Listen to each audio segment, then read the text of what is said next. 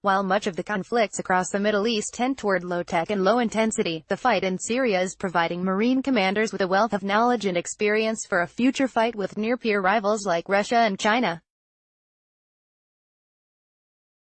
The Syrian battlefield is littered with a host of tech and weapons that range from Cold War relics to drones, sophisticated anti-tank systems, Russian jets and anti-aircraft systems, even aggressive electronic warfare tech.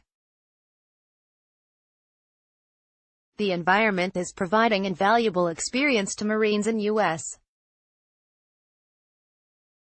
military commanders who deploy to the region, but it's also pushing Marines to retrain skills more salient during the Cold War, like camouflage and reducing electronic observable signatures.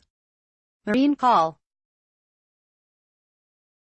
George Schreffler, III, the former commander of Special Purpose Marine Air Ground Task Force, Crisis Response, Central Command, told reporters during a media roundtable Wednesday that the Corps was learning valuable lessons about a number of high-end threats in the region. Schreffler and the Marines under his command deployed to the Central Command area of operations from April until December 2018. There currently are threats out there, Schreffler said. And with our aircrews in particular operating in Central Command is a significant opportunity to assess and deal with these threats. They're gaining significant operational experience that's going to make them more relevant. Schreffler did not specify the particular threats, citing operational security, but in April 2018 the commander of U.S. Special Operations Command, Army Gen. Tony Thomas, said that U.S. military forces in Syria were subject to aggressive electronic attacks. Right now in Syria, we're in the most aggressive electronic warfare environment on the planet, from our adversaries, Thomas said at the U.S. Geospatial Intelligence Foundation's GEOINT 2018 symposium.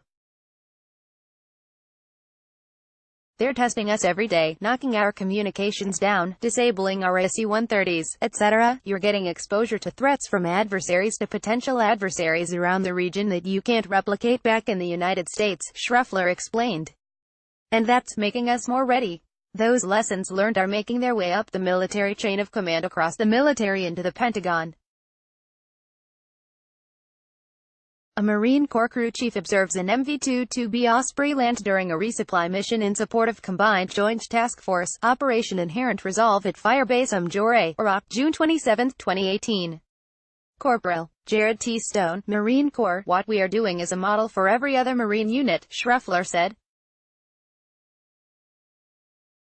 But even before stepping foot in the Middle East, the Marines were prepping for the high-end fight during their pre-deployment workups in the U.S. The higher-end fight is a contingency the Marines have to be prepared for regardless of where they are headed. Schreffler said that an incident somewhere around the globe could have diverted their unit from Central Command, or an incident in CENTCOM itself could have required Marines with high-tech skills to take on a near-peer rival. Nevertheless, the Syrian war front is host to sophisticated tech that's testing and prepping the Corps and forcing the Marines to take heed of lessons learned during the Cold War. A lot of what's old is new again, Schreffler said. The region is littered with a number of adversarial drones that range from commercial off-the-shelf quadcopters to larger military attack and surveillance craft. One such drone is the Iranian Shahed 129. The U.S. military already has had an encounter with that drone, having shot down two of them in 2017 near the small U.S. military garrison at Tanif located near the Iraq-Syria border. In one of those instances, the enemy drone dropped dud munition near coalition and partner forces. With enemy surveillance and sophisticated tech on the battlefield, the Corps once again has to be mindful of its observable and electromagnetic signatures. We have to continue to train to minimize our signatures both from an electromagnetic perspective, and from the physical, visual and audible observation perspective, Schreffler explained. Camouflage and cover and concealment matter, and when any adversary is looking at you with their own small unmanned aerial systems, or their aircraft.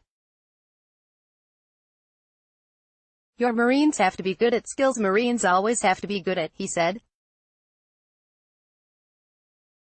Marines with the 11th Marine Expeditionary Unit fire a M777 howitzer during a fire mission in northern Syria. Lance Corporal Zachary Laning, Marine Corps. Deployments to the CENTCOM region are also affording Marines to experiment with and contribute to a future marine fighting concept called Expeditionary Advanced Base Operations, or EABO, which is still awaiting the approval of the Commandant of the Marine Corps Gen.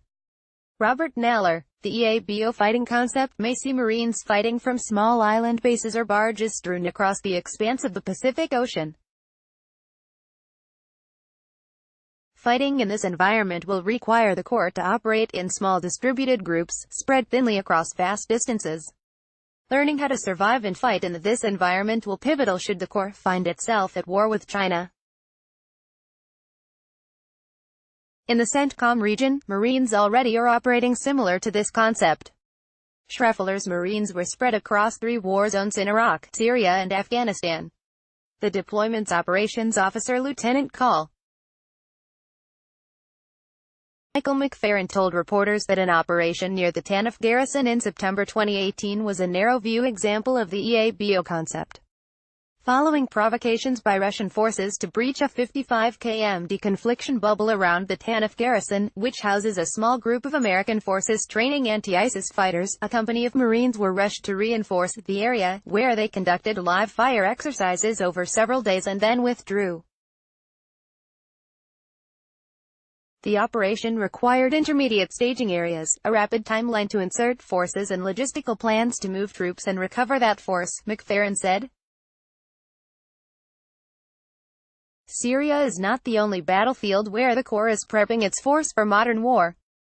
In Afghanistan, Marines in Helmand province are learning how to manage and control larger classes of drones like the MQ-9 Reaper, as the force awaits its large-scale futuristic MUX drone.